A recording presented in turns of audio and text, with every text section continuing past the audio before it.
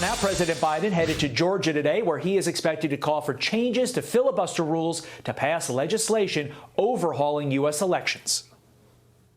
Are we going to be a nation that lives not by the light of the truth, but in the shadow of lies? Right now, in state after state, new laws are being written, not to protect the vote, but to deny it. Not only to suppress the vote, but to subvert it. Joining us live, Congressman Buddy Carter and Congressman Cedric Richmond, who is a senior advisor to President Biden.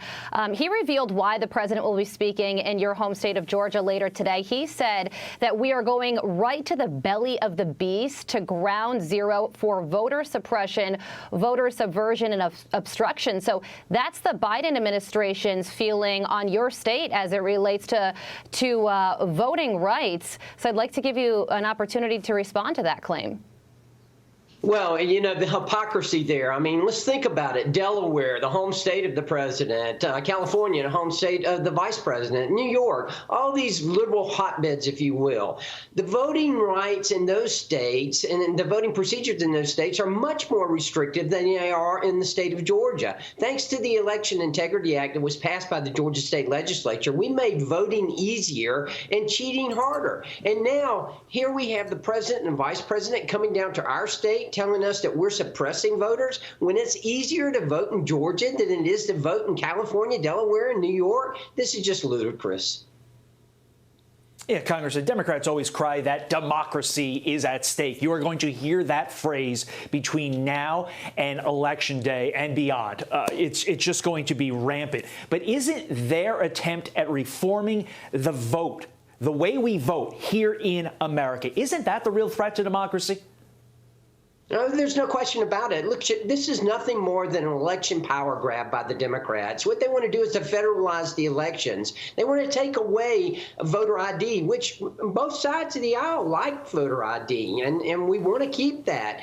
But they want to take that away. They want to federalize the elections. They want to make it to where candidates that you may not even agree with or approve get money from taxpayers. I mean, it's just ridiculous what they're trying to do here to federalize these elections when it's perfectly clear in our Constitution, in Article 2, Section 1, Clause 2, that the state legislatures are given the right exclusively to set the voting laws in the states in the Union.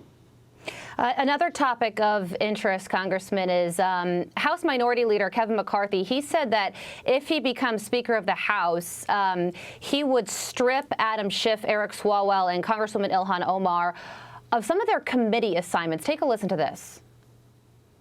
If Eric Swalwell cannot get a security clearance in the private sector, there's no reason why he should be given one to be on Intel or Homeland Security. So he will not be serving there. Ilhan Omar should not be serving on Foreign Affairs. You look at Adam Schiff, he should not be serving on Intel when he has openly, knowingly now used a fake dossier. And, you know, Congressman Kevin McCarthy says that Democrats started this by stripping Congresswoman Marjorie Taylor Greene and Paul Gosar of their committee assignments. But what do you make of this tit for tat? Is it the right thing to do?